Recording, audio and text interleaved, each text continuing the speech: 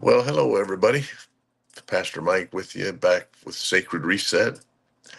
I don't have my customary intro. I'm actually working off my iPhone. I'm out of town. I'm in Indiana here for the weekend. Going to have a big party Saturday for my granddaughter Giselle's engagement party, I guess they're calling it, whatever. Yeah, my baby's getting married and in August, and so we're up here celebrating with the folks here. She's getting married down in Florida, so we're up here. We're going to be here for the weekend. Going to be preaching Sunday at City Point for all my friends up in this area. If you catch this, and you can come by, come say howdy to me. So we're talking about a sacred reset. We've been on this roll for over 6 months now, since the beginning of the year, and talking about uh, how God is resetting us, and that we all need a reset of some sort, and it's part of His process. It's God is a God of process. I know we love the God of instantaneous miracles. I like miracles. I like them. I like instantaneous miracles. I mean, I love it. But my experience with God has been more of a process over time. I'm still in process, and it's all to help build character and uh, and patience, something that I'm in great need of when it comes to the Lord and His work in my life.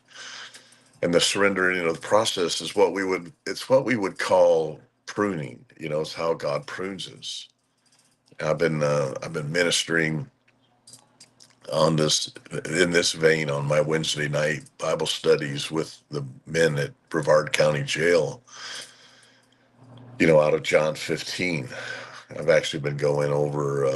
I've been doing a lot of teaching out of the Gospel of John for about 3 months now, up with the guys. And the other night, I did a study on John 15, where Jesus said, "I am the true vine, and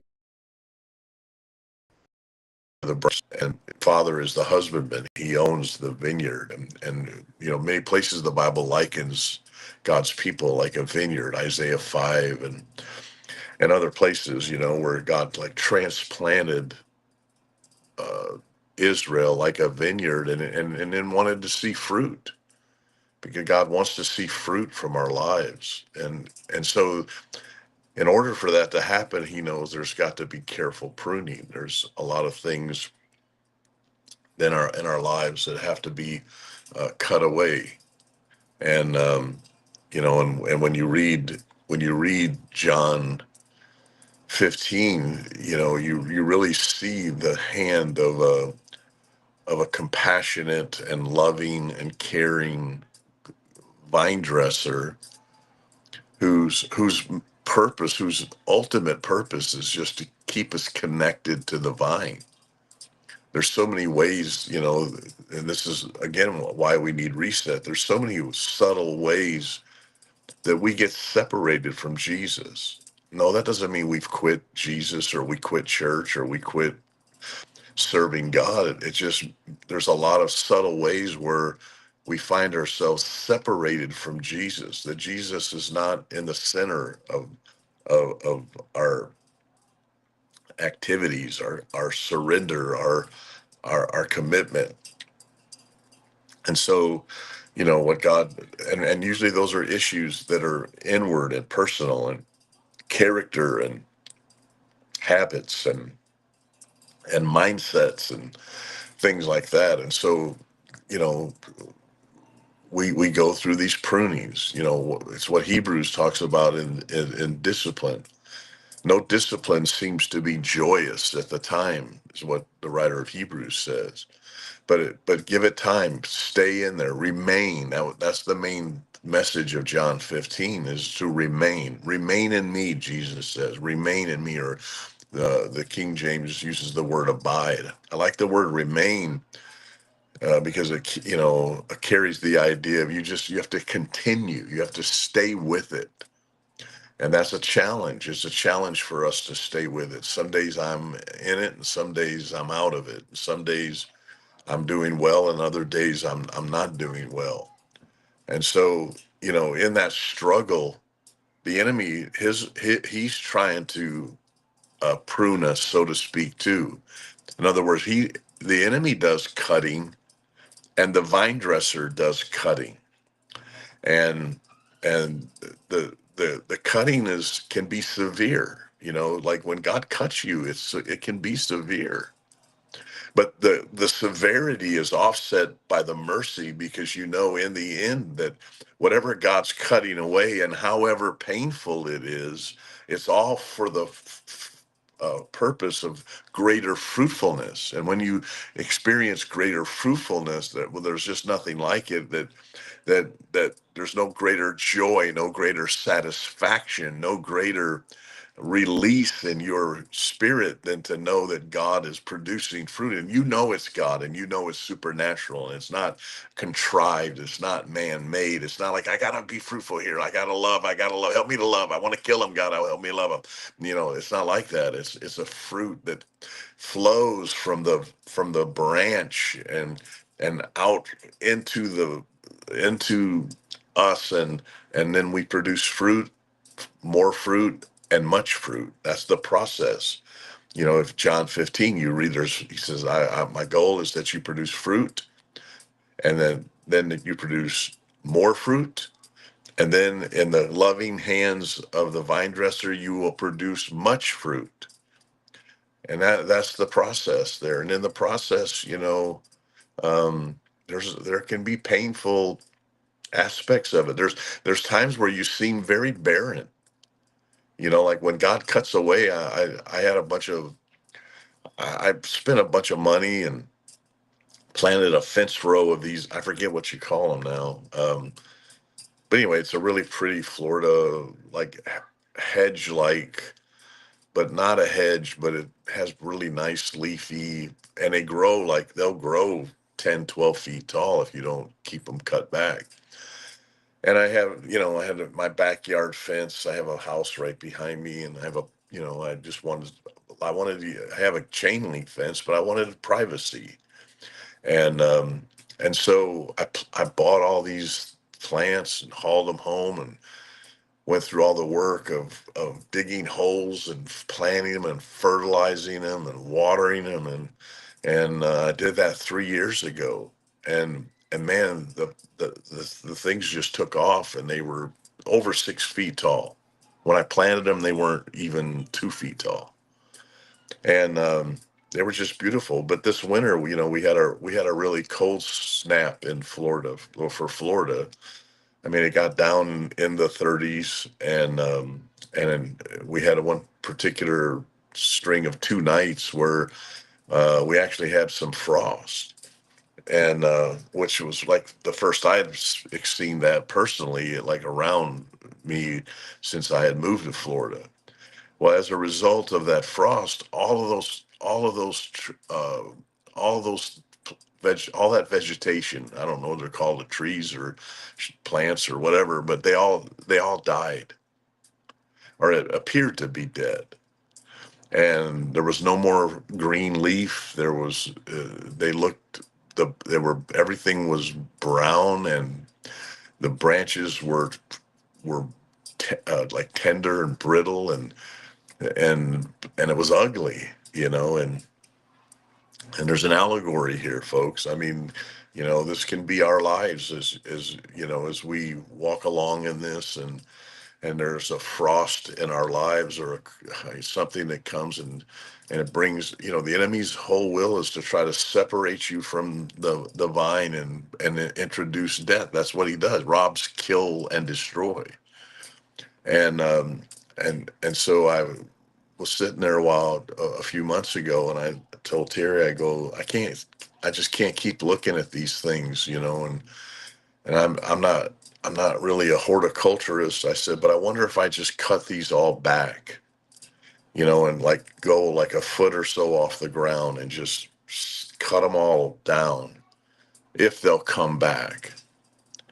And so that's what I did. I took a saw and I took the whole row and I just cut it about 12, 16 inches off the ground, leveled it and then it looked really ugly. And then it was really barren looking. So it went from ugly to really ugly. It went from barren to really barren, which is kind of the process that I think too that God allows in our lives. Remember, some of the greatest things and greatest moves of God and the greatest men of God were born out of barrenness. I think of like one of the great prophets of the Old Testament is Samuel. And if you know the story of Samuel, his mother Hannah, um, she was barren, and it bothered her, and she went to God, and she just kept coming. She kept coming. She remained. She abided, and God just did a work in her, and finally she gets pregnant and gets pregnant with Samuel. And but for years she went with no child and no answer, like no promise really even that.